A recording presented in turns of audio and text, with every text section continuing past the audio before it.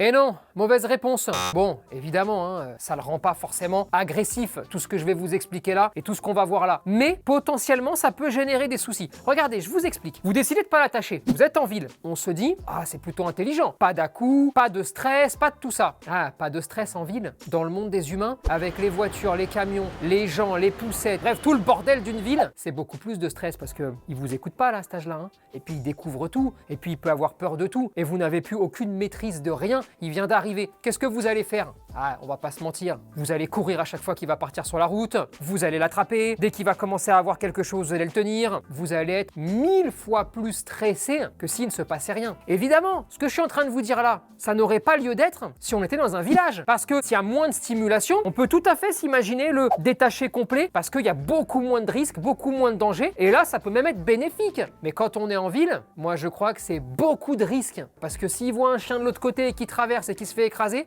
en fait, vous n'avez plus aucun moyen de rien faire. Et le problème, c'est que c'est vous qui allez être anxieux, nerveux, un peu apeuré de tout ce qui pourrait se passer. Et bien, si vous êtes dans cet état-là, quand vous sortez avec votre chiot, et bien le chiot peut estimer qu'il y a un malaise, il y a un problème, il y a quelque chose qui ne va pas quand on est dans cet environnement. Et donc, il peut se montrer ou il peut développer des troubles d'agressivité parce qu'il va mal percevoir le monde à travers vous. Bon, vous avez compris, c'était la mauvaise réponse. On clique sur le bouton, on revient à la vidéo précédente et puis on recommence.